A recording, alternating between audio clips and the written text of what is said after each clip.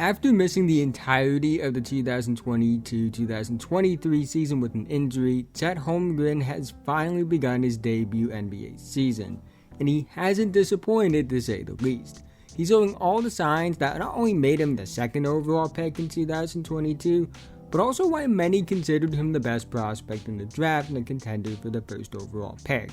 All the signs of the player who can bring immediate impact as a rookie are evident, and the signs of future stardom are evident as well. But quickly before we go any further, if you're new and like basketball, I'd really appreciate if you would like, subscribe, and hit the notification bell. I'm notified whenever I release a video. I make videos about basketball all the time, and liking and subscribing are the two best ways you can help me out in the YouTube algorithm, help support the channel, and help me reach my goal of 10,000 subscribers by the end of the 2024 NBA season. Let's try and get 100 likes on this video so YouTube will recommend it to others. Anyways, let's talk about Chet Holmgren.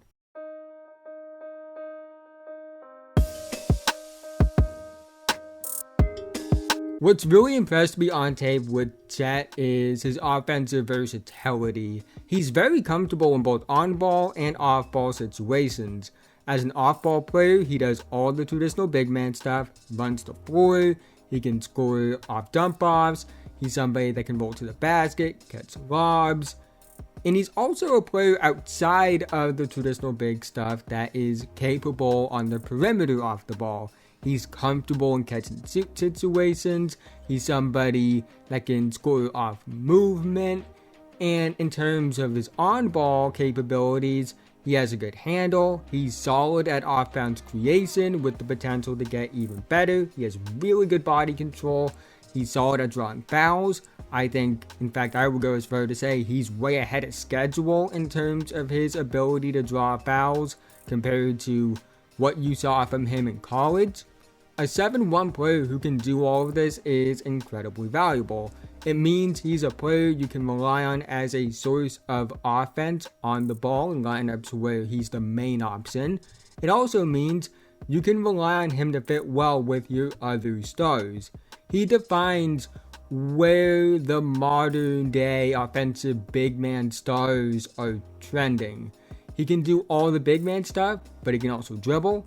He's a good shooter, he's a solid passer, and I think early on in his rookie season and even going back to the preseason, he's ahead of schedule as a scorer, and honestly long term probably projects to be a better scorer than I initially anticipated. I always thought he had really good offensive upside, but his polished and aggressive mindset on offense has made me higher on his scoring upside. Among the young bigs like himself, Evan Mobley, and Victor Wembanyama, I think he's the most polished offensive scorer of those three.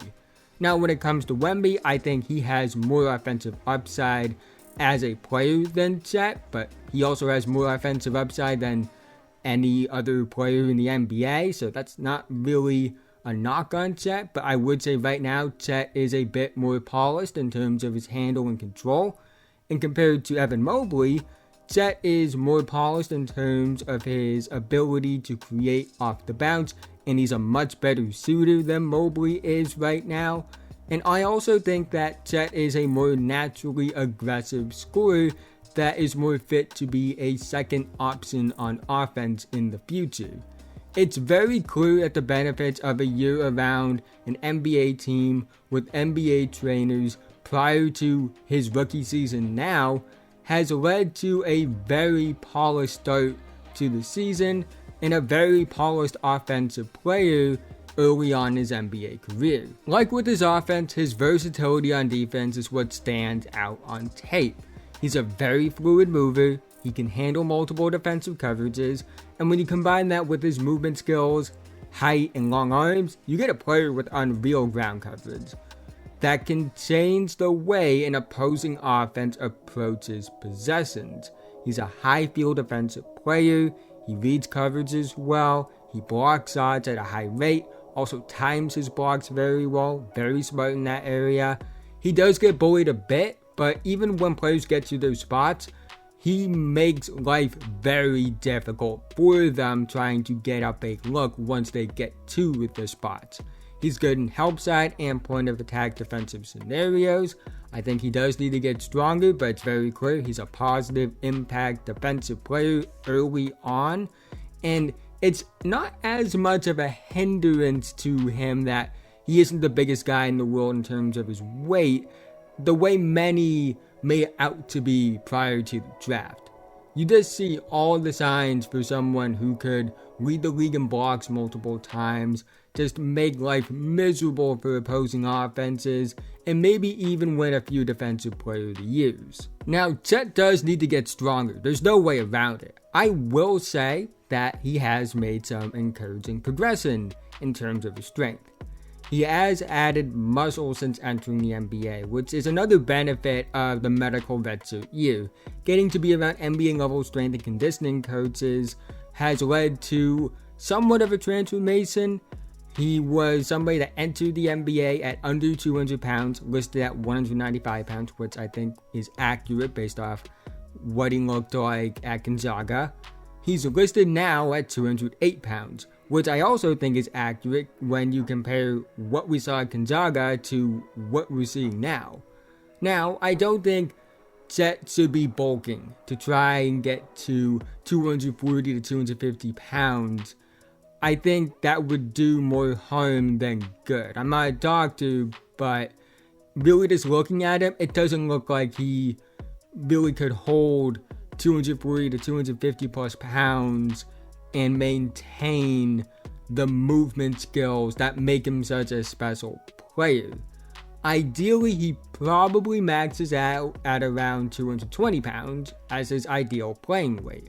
That may still feel light for someone that's 7'1", but honestly, I don't think it really matters that he isn't someone that likely will ever be as big as Jokic, Embiid, Anthony Davis, etc.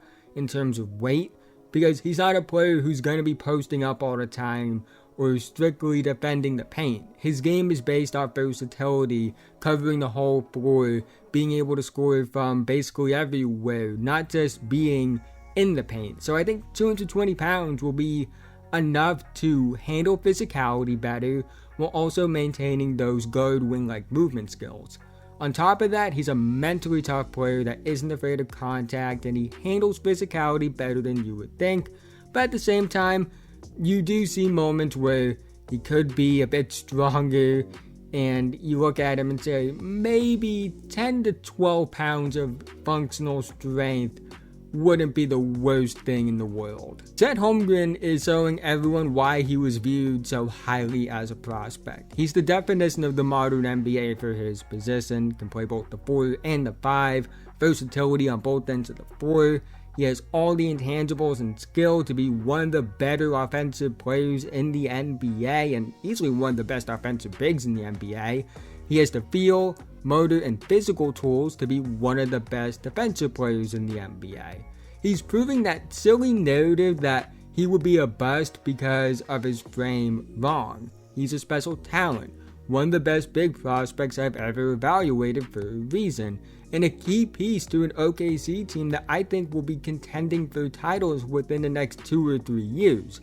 Long term, I think he's easily their second best player behind, say, Gilgeous-Alexander, and honestly, he might be their second best player right now.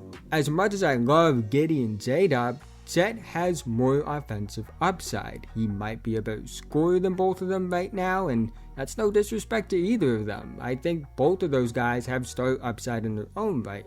But when you combine the offensive upside to be a 20 to 23, maybe even 25 point per game scorer that is a good rebounder, can be a solid passer, with defensive player of the year upside, it's kind of clear who will likely be the second best player on that team long term. Chet has the potential to be all NBA good, with defensive player of the year caliber upside on the defensive end of the floor. And what we're seeing now is great. But the thing is, if it's just a sign, like I think it is, this is only a sign of things to come, the rest of the NBA needs to look out, because I can only imagine what he's going to look like in his prime. But that's the end of this video. If you made it to this point, thank you so much. Again, haven't already, like, subscribe, hit notification bell, I'm notified whenever I release a video. I make videos about basketball all the time, and liking and subscribing are the two best ways can help me out in the YouTube algorithm, help support the channel, and help me reach my goal of 10,000 subscribers by the end of the 2024 NBA season. Let's try and get 100 likes on this video so YouTube will recommend it to others. Let me know what you think about Chet Holmgren. Do you think he's been as good as you expected? Has he been better? Has he been worse? Love to hear all that in the comment section below. But with that being said, have a nice day, and I'll see you guys in the next one.